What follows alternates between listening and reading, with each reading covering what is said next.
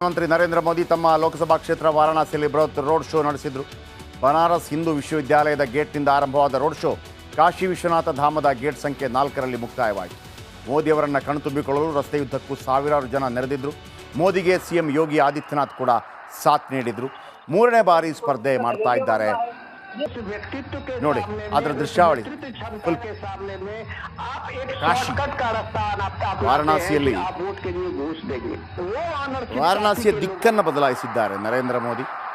ಹಾಗಾಗಿ ತಮ್ಮ ಸ್ವಕ್ಷೇತ್ರ ಅಂತ ಹೇಳುವಾಗ ವಿಪರೀತವಾದಂತಹ ಜನಸಂದಣಿ ಇರುತ್ತೆ. ನಾಳೆ ತಮ್ಮ ಉಮೇದುವಾರಿಕೆ ಸಲ್ಲಿಸಲಿದ್ದಾರೆ. ಕಳೆದ ಬಾರಿ 4.25 ಲಕ್ಷ ಮತಗಳ ಅಂತರದಿಂದ ಗೆದ್ದಿದ್ದರು. 4.25 ಲಕ್ಷ ಮತಗಳ ಅಂತರದಿಂದ ಗೆದ್ದಿದ್ದರು. ಅಲ್ಲಿ ಕಾಶಿ ವಿಶ್ವನಾಥನಿಗೆ ಪೂಜೆಯನ್ನು ಕೂಡ ಸಲ್ಲಿಸಿದರು. ಗಮನಿಸ್ತಾ ಇದ್ದೀರಿ.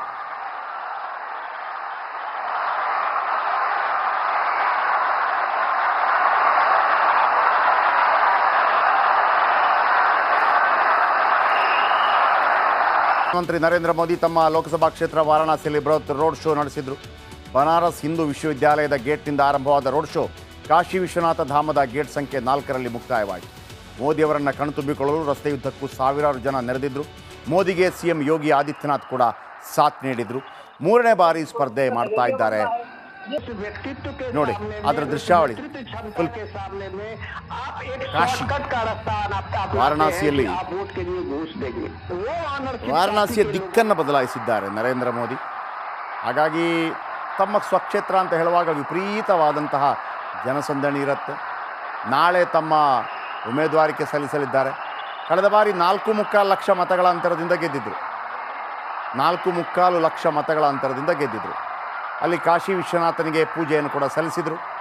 ಗಮನಿಸ್ತಾ ಇದ್ದೀರಿ. ನಡಿ ಈಗ ಶುರು ಮಾಡೋಣ. ಕೇಸರಿಯಿಂದ ಮನೋಲ್ಲಾಸ ಮನಸ್ಸು ಮತ್ತೇರಿ ಕುಣಿದಾಡಿದೆ ನೋಡು, ಮನಸ್ಸು ಮತ್ತೇರಿ ಕುಣಿದಾಡಿದೆ ನೋಡು. ಕ್ಷಣ ಕ್ಷಣವೂ ಆಚರಿಸಿ ಕೇಸರಿ ಹಬ್ಬ. ವಿಮಲ್ ಬಾಯಲ್ಲಿ ಹೇಳಿ ಕೇಸರಿ.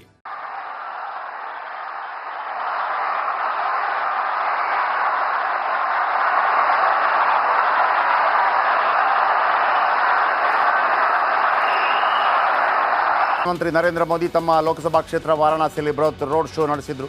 ಬನಾರಸ್ ಹಿಂದೂ ವಿಶ್ವವಿದ್ಯಾಲಯದ ಗೇಟ್ನಿಂದ ಆರಂಭವಾದ ರೋಡ್ ಶೋ ಕಾಶಿ ವಿಶ್ವನಾಥ ಧಾಮದ ಗೇಟ್ ಸಂಖ್ಯೆ 4ರಲ್ಲಿ ಮುಕ್ತಾಯವಾಯಿತು. ಮೋದಿಯವರನ್ನು ಕಣ್ತುಂಬಿಕೊಳ್ಳಲು ರಸ್ತೆಯುದ್ದಕ್ಕೂ ಸಾವಿರಾರು ಜನ ನೆರೆದಿದ್ದರು. ಮೋದಿಗೆ ಸಿಎಂ ಯೋಗಿ ಆದಿತ್ಯನಾಥ್ ಕೂಡ ಸಾಥ್ ನೀಡಿದರು. 3ನೇ ಬಾರಿ ಸ್ಪರ್ಧೆ ಮಾಡ್ತಾ ಇದ್ದಾರೆ. ನೋಡಿ ಅದರ ದೃಶ್ಯಾವಳಿ. ಕಾಶಿ ವಾರಣಾಸಿಯ ದಿಕ್ಕನ್ನು ಬದಲಾಯಿಸಿದ್ದಾರೆ ನರೇಂದ್ರ ಮೋದಿ. ಹಾಗಾಗಿ ತಮ್ಮ ಸ್ವಕ್ಷೇತ್ರ ಅಂತ ಹೇಳುವಾಗ ವಿಪರೀತವಾದಂತಹ ಜನಸಂದಣಿ ಇರುತ್ತೆ. ನಾಳೆ ತಮ್ಮ ಉಮೇದುವಾರಿಕೆ ಸಲ್ಲಿಸಲಿದ್ದಾರೆ. ಕಳೆದ ಬಾರಿ 4.25 ಲಕ್ಷ ಮತಗಳ ಅಂತರದಿಂದ ಗೆದ್ದಿದ್ದರು. 4.25 ಲಕ್ಷ ಮತಗಳ ಅಂತರದಿಂದ ಗೆದ್ದಿದ್ದರು. ಅಲ್ಲಿ ಕಾಶಿ ವಿಶ್ವನಾಥನಿಗೆ ಪೂಜೆಯನ್ನು ಕೂಡ ಸಲ್ಲಿಸಿದರು. ಗಮನಿಸ್ತಾ ಇದ್ದೀರಿ.